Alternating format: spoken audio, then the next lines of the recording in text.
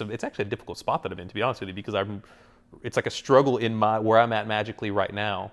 On, I have to create magic for television for these guys, and then what do I do with my own persona and my own brand, and how do you elicit these feelings but not spoon feed it to them? You know what I mean? Because I don't want it to be. I want it to be like music. My day began in New Orleans, and while I didn't stay for long, in fact, just long enough to walk around the French Quarter to shoot this B-roll, and then to find that place serving beignets that everyone talks about, there's one point I'd like to make before moving on. I have been here on tour many times, but I barely remember any of them. In show season, I'm always moving, always in a hurry, rushing from venue to hotel to airport again and again. I know it seems like a small thing, but this morning, free to wander and explore and listen to this guy play his trumpet was one of the best moments of the trip. Okay, onwards to Texas.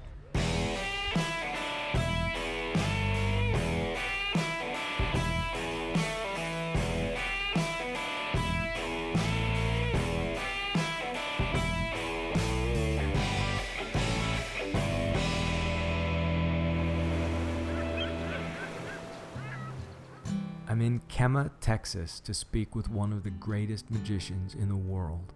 He's an inventor and creator, right-hand man to superstars like David Blaine and Cyril, and some of his work has changed the way I think about magic forever. Ladies and gentlemen, Daniel Garcia. So I actually want to start by talking about your music. Oh, really? That's crazy. Just because I remember on... Is that on? Are we good? Yeah. Oh, yeah, let me just do one more. Like idiot check. Yeah, good. We're going. I remember first seeing the Daniel Garcia project and learning that you did the music. That's crazy, yeah. And so I was in a similar spot because I was like writing music and using it in my videos. What do you play? Piano and guitar. Self-taught? Yeah. That's awesome. For me, I always felt like with my music, I was chasing after the same thing that I was chasing after with magic. Really? And if I thought I could do it better with music, I would have done that, Yeah. But I just, like, magic was actually a better way of communicating. I'm curious, like, where your interest in music came from and how it has interacted with your magic. Man, that's a great question. I would have never thought you would have brought that up. Wow, that's amazing. I felt like magic at the time, like instructionals, were very cookie cutter and very just, it was always the exact same thing. And I'm not knocking that by any means, but I just wanted something that just was, I wanted it to be me. Like I wanted them to feel me. And I'm trying to hesitate saying different because that wasn't the push. Right. It was just more of a personal, like I really wanted something. And so I used the music that I wrote because it meant something to me. And I also felt that it was like somewhere, it was like it showed kind of where I was for me later on in the future. It kind of showed where I was in my life also, you know what I mean? Like I can listen to the lyrics then and remember what I was going through at that time, which I think is magic, you know what I mean? I think those are kind of hand in hand. Without question. Yeah. Like we've all had that experience when you go to a band that you love. Yeah.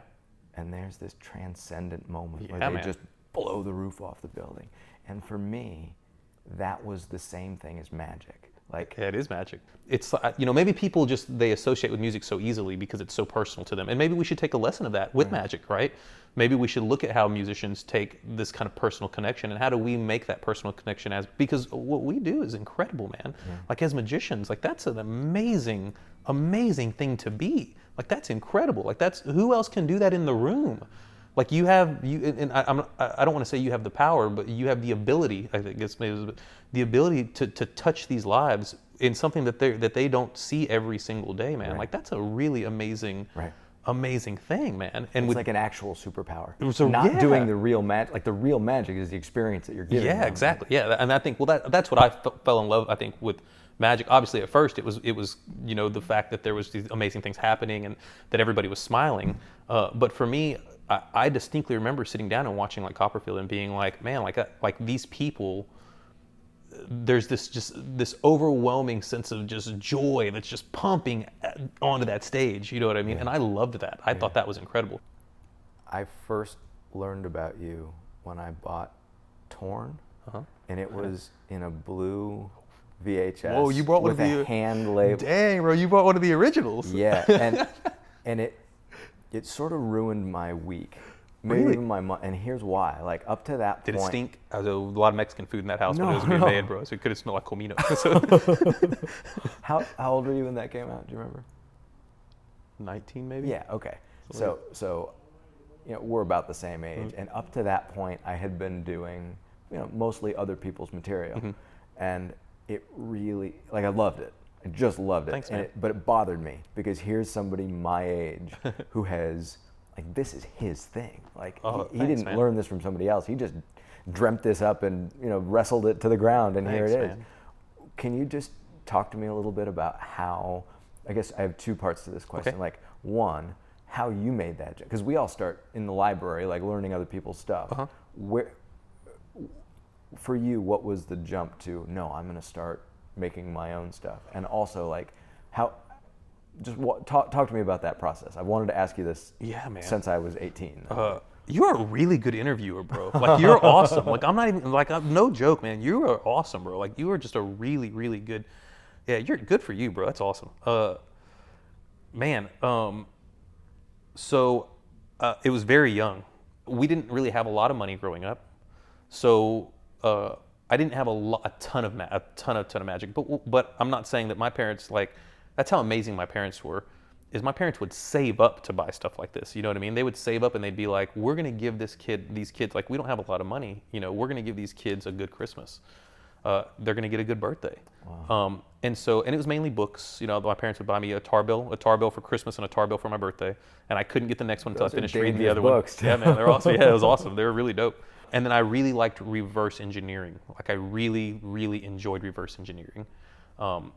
I don't know. It made me feel proud. It made me feel accomplished. Yeah. It made me feel like my brain was doing like I was working. You know what I mean? Yeah. I really enjoyed that feeling. So I would sit down and I would watch, and that's how I taught myself like Crazy Man's Handcuffs. Was I literally sat down and I watched Copperfield, and I literally went click, click, click, click, and that's what I would do. But for everything, so every trick I would sit there and I'd be like, wow, that was awesome. The bad part of that is I also feel like that kind of ruined me as far as experiencing magic, because I feel like now, which I do get to, it's awesome now, but I feel like my brain tries to go into that immediately when I see something, automatically, which sucks, because I really want to experience it. I love experiencing magic. When I get that feeling where it's like, oh yes, there it is. You know what I mean? So to get back, sorry, tangent. So I started. I really loved reverse engineering. I really enjoyed that. And then it's just really weird, and this is kind of the only thing that I really remember. But I remember I was very young, and I remember hearing Frank Garcia, which is really crazy that it's another Garcia, say that he created. I was watching this VHS, and he's like, "This is a trick I created when I was 13," and I think I was 13 at the time, and I was like, "Really? I can create magic." Yeah. He created magic at 13. That was actually something very big with me. Also, I was such a small, fat, cocky little kid. So if I saw a kid draw good, I knew that it was possible for me to draw good. Yeah. Does that make sense? Yeah. If I saw, I remember distinctly a kid, this kid doing a backflip on a trampoline. My best friend at the time had a trampoline. And I, like I said, 11 or something like that. I might have been 10 or 11. And this kid accidentally did a backflip. But in my head, I was like, that means it's possible to do a backflip. Right. And so I would just go do it, because Right. I was like, if this kid can do it, I can do it. Right. We've accomplished this Exactly. as the human race. Yeah, I'm a human. I can. I can do this. Like if you can do it, I can do it. I know, But the thing of skill and actually practicing was just like that. That was so weird to me. It was more of just no, they just did it until they did it. So I remember do the same thing. So same thing with this. I would just go in and I would just be like, all right, well, they can do it, I can do it. Frank Garcia, he was doing this, and he's a respected magician. If he can do it at 13, I can do it at 13. And so that's, I think, when I really, really started. And then I started paying more attention to, I'm still young at the time. Still young. So I started paying attention to this dude made this. And then that started clicking to me, this, what you were saying earlier, this is this dude, this is this guy. It's Right. he thought this up. Right. So then it made me start wanting to think things up, what can I do, what's possible, what's not, what's not possible, and then the not possible would make me upset. No, it is possible. There has to be a way to do it, Right. and it would force me to start thinking. And I used to love to tinker all the time. So my dad fixed copy machines and fax machines and things like that for this company called Pitney Bowes.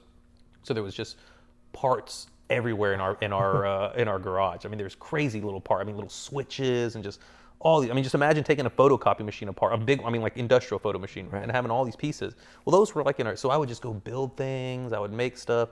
I taught myself to brass weld because I wanted to make like tips to a magic wand. So I Yeah. was just like, you know what, I'm gonna, Right. but there's no YouTube and all that stuff at the time. So right now, if I want to do that, I'm gonna be like brass weld. Right. Let me go do that. It was just trial and error for me. You know what I mean? Yeah. It's like, all right, well, let me try this. Let me see if this works. Let me use solder. Let me try this. Let me do this.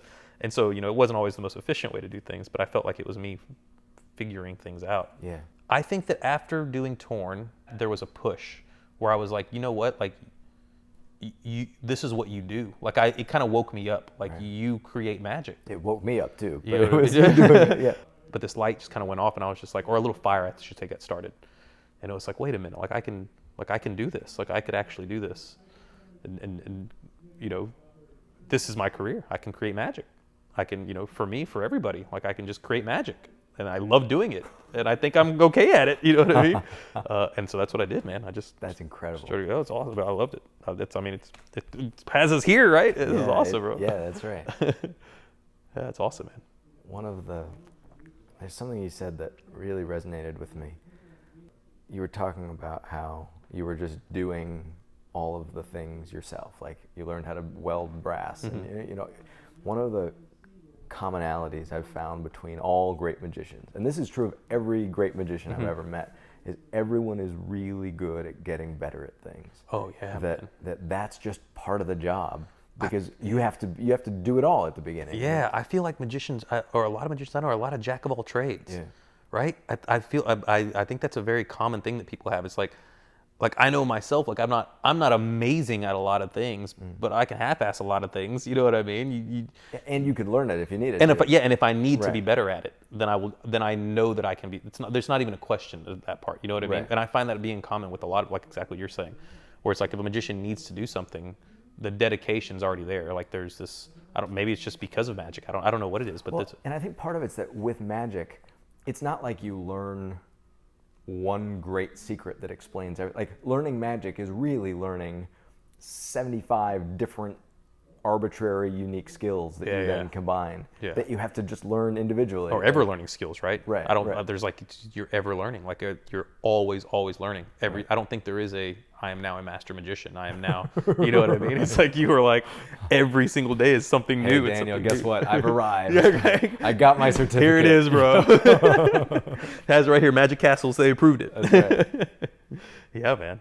If you could go back and tell yourself when you were 13, like, here's something I know now that I didn't know then, what would it be? Like, what one thing could you share? Like, hey, 13-year-old Daniel, you're going to need this, and you might as well know it now. That is a hard question. That's a very hard question. I'll tell you why I think it's a hard question first. I'm not trying to avoid the question. Man, because I feel like every choice that I have made has brought me to where I'm at right now. Sure. And I feel like I learned something from my past, just the way that I was, you know what I mean? And the way that, whatever it was, whether it be creating or performing style or anything, I look back, I saw some footage of me a while back that a buddy showed me, and I was like, man, you were really cocky. And I'm sure I'm going to watch this and be like, bro, you are coming off as very, very arrogant. I'll be sure of that. When I edit this together, Exactly. Yeah. Your voice sounds so sarcastic all the time. No, it doesn't.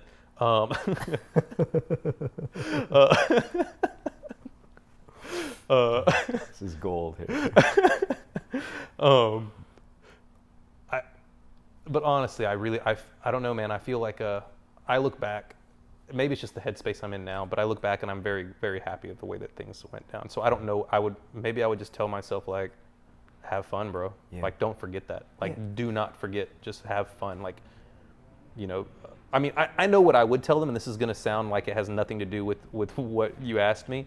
And like I said, maybe it's just the headspace that I've been in. I would literally just go back and kind of, man, how do I put this without sounding hippie? I would just kind of pound in the importance of love and just be like, look, man, just as long as you do things with love, out of a good place, out of your heart, you're going to be fine. Like, you are going to be okay. I promise you're going to be okay. Like, you have a good head on your shoulders. you know, you're not completely batshit crazy. Like you're like that's a big thing. Yeah. And I think that's what I would say as well. Like, I think my message would be, you're right. Yeah. Like that thing that you're wondering if you should trust. Yeah, do it. You are right to trust it. Yeah, man. See, it will be okay. Exactly. Yeah. I mean, you nailed it. That's exactly how it is. I don't know. I think that I would just go back and I would just give myself a pat and just be like, you're doing okay, bro. Just, you know, just keep doing things that I love. Keep making decisions. Keep trying to make people smile. I mean, I don't ever want to lose that.